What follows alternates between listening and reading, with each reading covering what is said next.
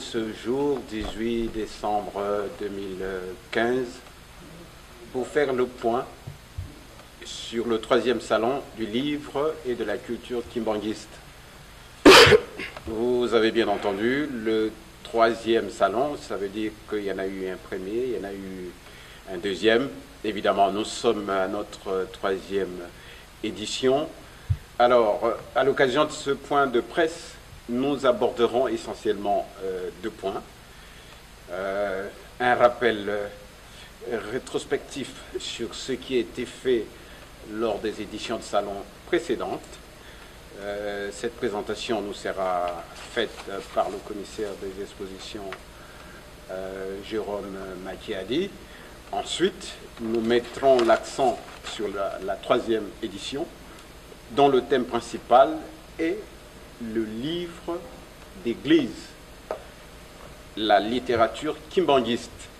La matière que nous traitons porte sur le ministère d'enseignement et de prédication de Papa Simon Kimbangu. Il s'agit donc d'une matière religieuse. Je veux simplement dire que nous ne faisons pas de la littérature profane, la littérature mondaine. Elle se rapporte à un message bien spécifique. Voilà, sans aller plus loin, nous l'avons dit tout à l'heure, c'est le révérend Bienvenu Cambonaco qui nous traitera cette question. Sans tarder, je vais demander au commissaire des expositions, M. Jérôme Macchiadi, de nous faire la rétrospective, l'historique des éditions des salons précédents. Papa Jérôme. Oui, merci Papa Enoch. C'est-à-dire que la première édition qui s'est déroulée en 2013, nous avons fait tout un travail d'estimation bibliographique.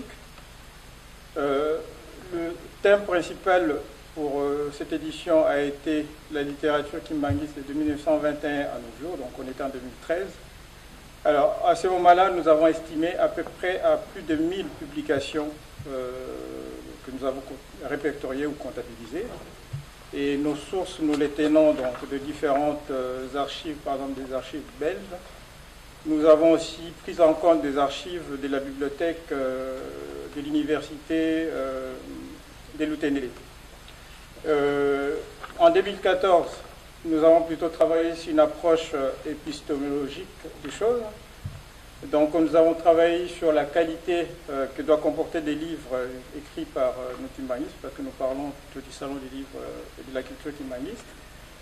Le respect que les auteurs doivent prendre en compte dans l'écriture des livres. Donc pour cette année, nous avons, ça a été dit tout à l'heure par Papa Enoch, cette année, le thème principal, c'est les livres sur les kimbanguistes, parce que les livres que nous écrivons en tant que kimbanguistes, c'est des livres qui doivent être différents par rapport aux livres qu'on peut appeler profanes. Donc voilà, c'est cet aspect des choses qu'on voudrait aborder cette année. Et pour continuer, donc...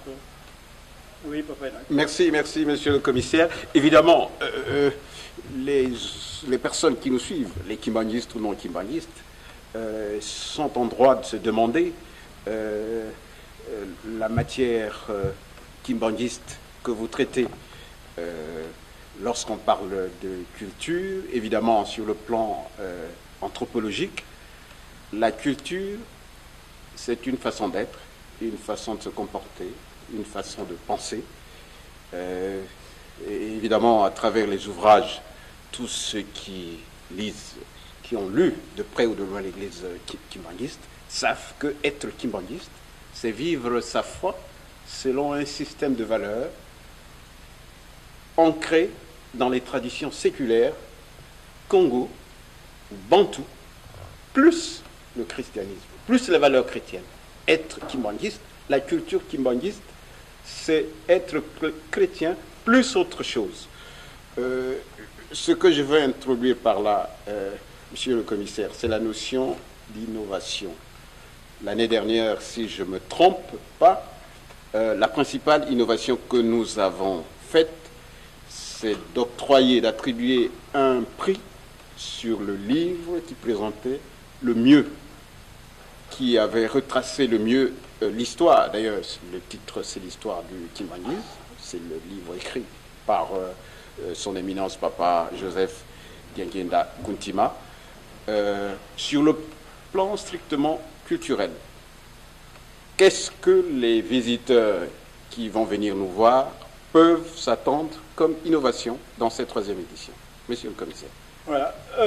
Justement, pour cette année, donc, l'innovation qu'on apporte, c'est qu'on a fait des efforts pour présenter quelques éditeurs et auteurs qui écrivent depuis longtemps à Kinshasa, mais que les gens connaissent très peu ici en France ou disons en Europe. Donc cette année, par exemple, nous avons 2 livres indicatifs que nous présentons. Présentez-les, s'il vous plaît. Voilà. Donc on a par exemple ces livres-là qui ont pour titre Torche sur le pèlerinage plutôt en Kamba. C'est un livre qui est écrit par Martin Benga Kiatoumoua, qui est édité par la maison Idégisement. Donc ils sont à Kinshasa. Donc voilà, ça c'est l'innovation que nous apportons cette année. C'est présenter des auteurs qui écrivent depuis longtemps mais qui sont très peu connus ici en Europe. Donc nous avons aussi un autre livre ici. Donc voilà, la première innovation. La deuxième innovation, c'est que nous collaborons avec, ici par exemple, c'est un livre qui est écrit, c'est une bande dessinée qui est écrite par le dessinateur Alain. Notre collaboration plutôt porte sur justement mettre en place un certain nombre de livres dédiés à un public jeune. Donc voilà, les innovations cette année, c'est ça, donc présenter au public européen des éditeurs ou des auteurs du Congo, et puis aussi collaborer pour produire un contenu destiné à un public jeune. Merci beaucoup, monsieur le commissaire. Révérend, je me tourne vers vous. Vous n'êtes pas un nouveau venu pour le salon du livre et de la culture kimbanguiste. Nous savons aussi également que vous êtes théologien de formation. Vous êtes diplômé de la faculté de théologie de l'Utendélé. Et si ma mémoire est bonne, je pourrais même dire que vous avez passé un peu de temps dans les couloirs de l'administration de notre belle Église. Tout cela est à votre honneur. Mais le sujet pour lequel je souhaiterais vous interpeller, celui pour lequel vous allez vous adresser à nos visiteurs, c'est le livre d'église. Le commissaire d'exposition l'a bien notifié, l'a bien mentionné. Nous ne faisons pas de la littérature profane. La littérature que nous faisons porte sur une matière religieuse, sur le ministère d'enseignement et de prédication de Papa Simon Kimbangu. Nous avons notre temps, révérend. Prenez votre temps. Qu'est-ce qu'on peut s'attendre? Quelles précautions doit-on prendre pour publier un livre qui soit considéré comme un livre d'église? Qu'est-ce qu'un livre d'église? Révérend, je vais être direct avec vous. Qu'est-ce qu'un livre d'église? Quelle est la différence entre un livre d'église et un livre profane? Oui, merci beaucoup. Dans notre façon de voir les choses, nous avons voulu nous inscrire un peu dans la ligne évolutive des choses. C'est-à-dire, au premier salon, on a essayé de parler de la littérature kimbanguiste. C'est-à-dire, nous avons estimé faire une sorte d'inventaire littéraire de tout ce qui a déjà été écrit sur le kimbanguisme. Alors, au deuxième salon, nous avons pensé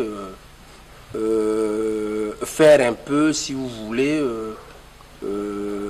une approche épistémologique de la littérature kimbanguiste, c'est-à-dire penser un peu, disons que réfléchir un peu sur la qualité, hein, sur la vertu un peu de cette littérature kimbanguiste-là. C'est pour cela on a fini par nominer un livre que nous avons considéré comme un livre qui répondait un peu à tous les critères voulus hein,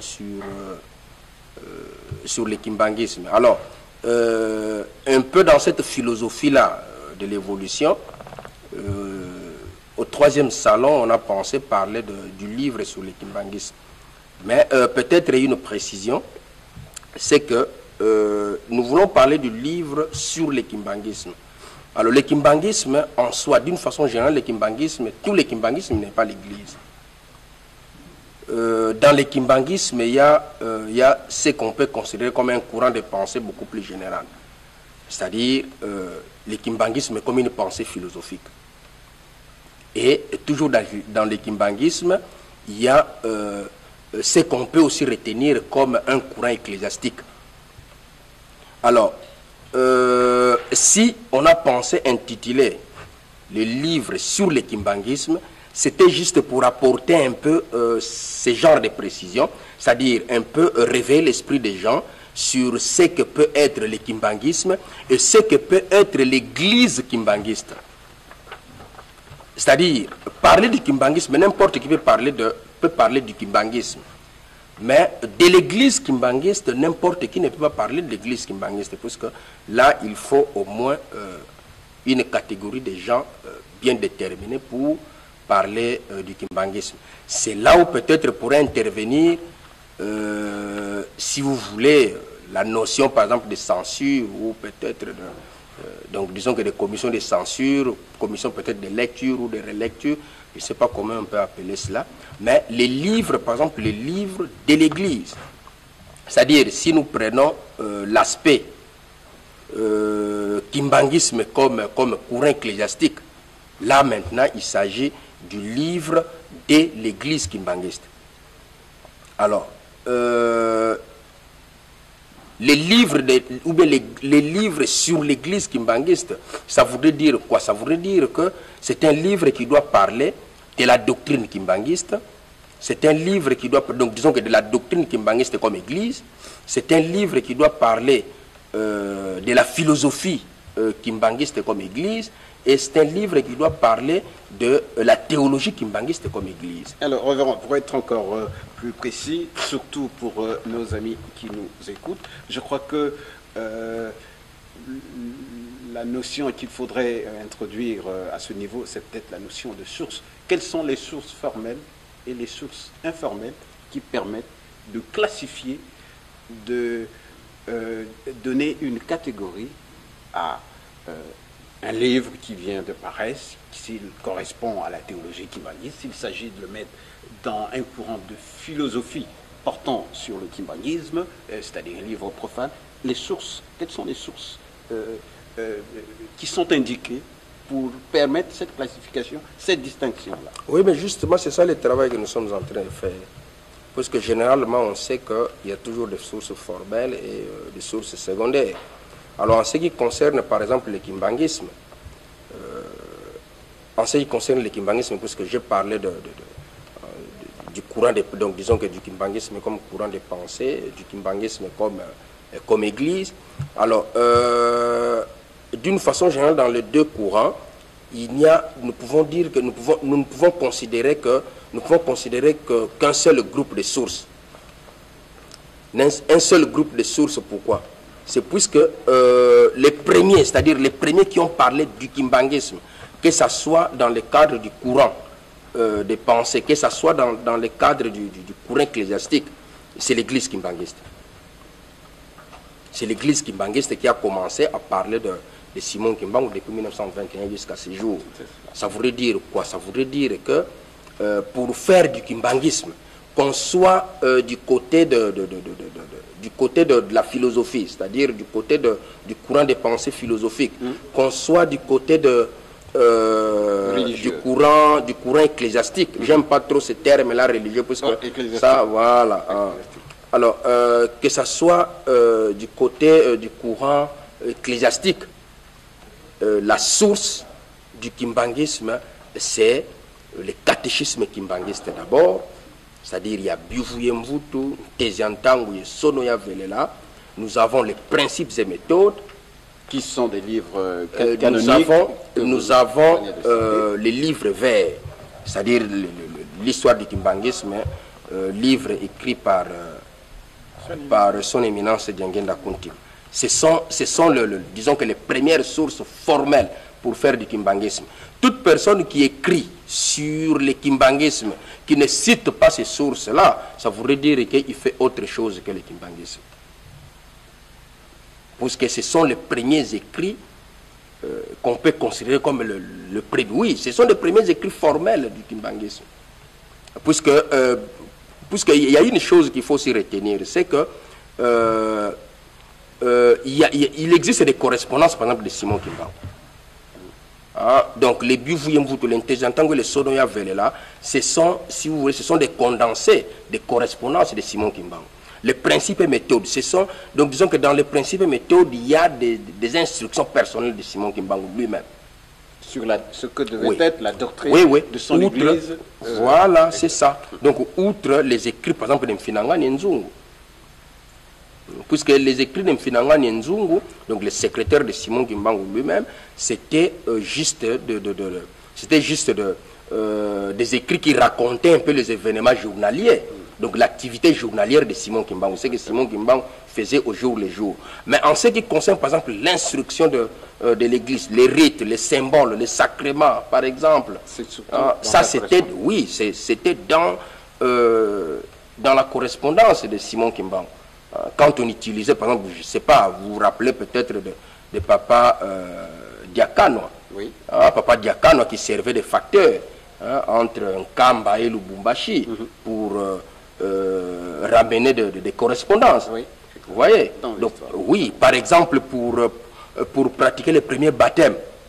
Les premiers baptêmes en 1944.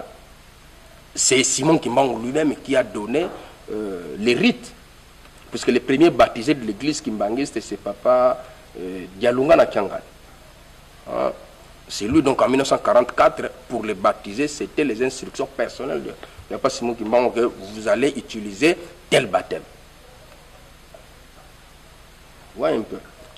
Donc tout ça, les rites, par exemple, pour ordonner le catéchiste, le diacre, donc tout ça, disons que tout ça, ça relève de la correspondance directe de Simon Kimbangu lui-même, et c'est ce qu'on a essayé un peu de reprendre dans les Buvuyemvutu, dans l'Intejantango, le Sonoya Velela, les principes et méthodes et les livres verts. C'est pour ça que nous considérons cela comme les sources formelles du kimbanguisme. Merci, merci révérend. Voilà, je crois que nous avons tous suivi.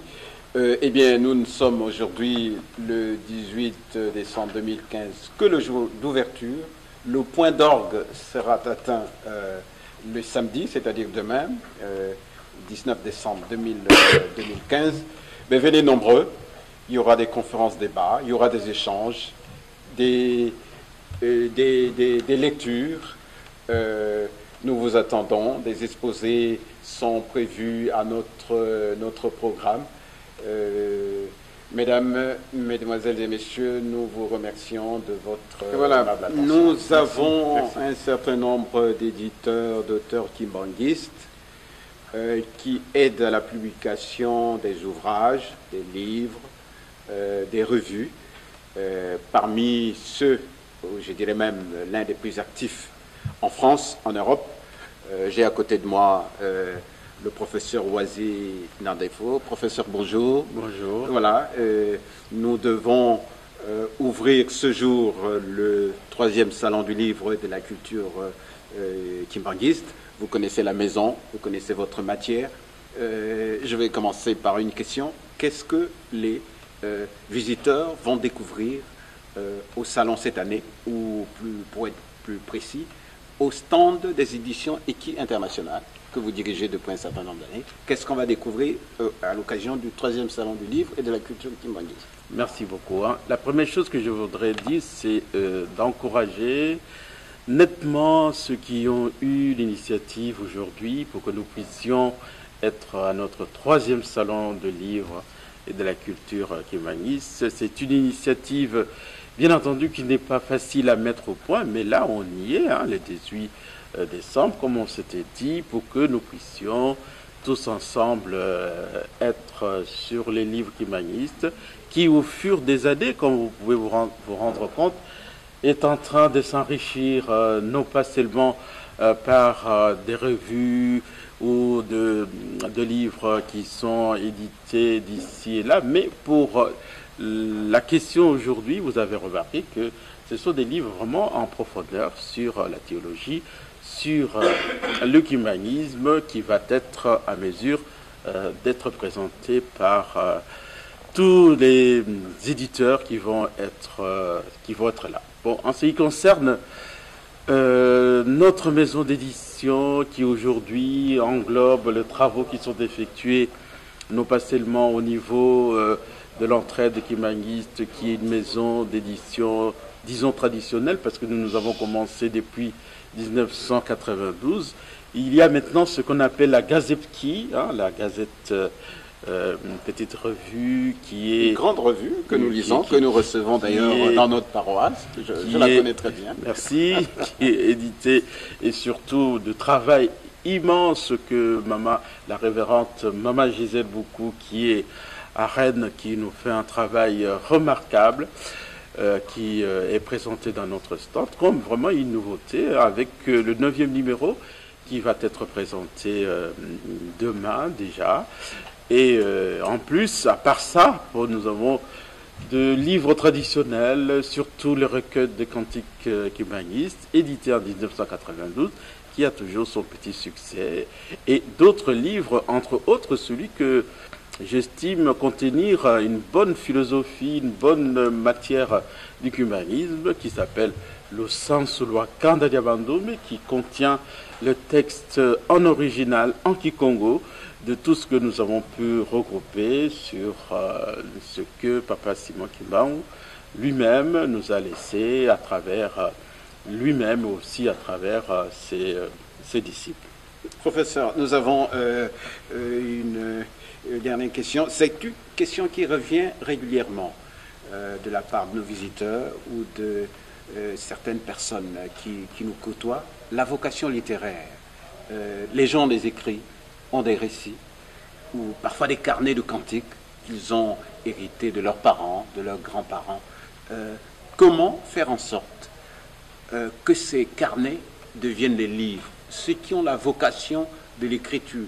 Comment nous avons évoqué tout à l'heure la question de l'épistémologie, c'est-à-dire la mise en forme des écrits qu'on a parfois en vague. Est-ce qu'au niveau des éditions Eki internationales, il y a ce processus d'aide? Est-ce qu'on peut orienter ces gens-là vers votre maison d'édition, professeur? Voilà, merci. Bon, je vais prendre l'exemple du livre du 2e tome du livre qui va être édité sous notre responsabilité sur l'ensemble de ce que Papa Simon Kimbangu Kyangani aujourd'hui nous donne comme discours, comme prédication, comme enseignement de tous les jours. Bon, ce livre-là, le 1er tome, il avait 319 pages, le 2e, il va avoir 220 pages. Donc nous avons pu regrouper d'abord dans son originalité, c'est-à-dire tout ce que Papa Simon Kimbangu dit intégralement, et de l'autre côté, il y a un travail d'analyse, un travail de résumé qui est effectué par toute une équipe, dont Maman Gisèle Boukou, parce que ces deux ouvrages sont à son nom, qui permet aujourd'hui, à mon avis, parce que c'est quelque chose peut-être qui a manqué pour Papa Diangena, mais maintenant, Diangena Kotima, mais maintenant nous avons cette possibilité d'avoir tous les jours Maman Tétis avec Maman Lydia qui, en relation, nous met sur le Facebook, ou est-ce que nous puissions avoir ces interviews. Maintenant, nous avons la Presqu'île, la Presqu'île qui sont là. Donc maintenant, nous avons 2 ouvrages. Au total, ça va faire 500 pages, c'est-à-dire des paroles de Papa Simon Kimbangu Kyangani depuis 2002 jusqu'à maintenant, qui va sûrement, quand nous ne serons pas là, être l'une des bases de ce que les autres chercheurs vont pouvoir puiser à l'intérieur pour pouvoir analyser la pensée philosophique du cubanisme. Et c'est dans cet état d'esprit que l'on peut dire que tout ce qui peut avoir des documents annexes, mais que nous connaissons, que nous estimons être des documents de base, nous sommes là pour pouvoir relire, orienter et coordonner l'édition de ce genre des ouvrages. Merci professeur pour toutes ces précisions. Je tenais, ou nous tenons, le commissaire des expositions, M. Jérôme Makiadi et moi-même, à remercier les amis de la Presqu'île, et notamment notre ami Edino qui tient l'édition web panzasangoyakongo.com qui nous réalise ces images. Voilà, le rendez-vous est pris pour demain 19. la grande journée du Salon du livre et de la culture kimbanguiste. Merci beaucoup. Nous remercions aussi la Ratelki, la presse kimbanguiste écrite, mais aussi la Ratelki qui est la radio-télévision kimbanguiste.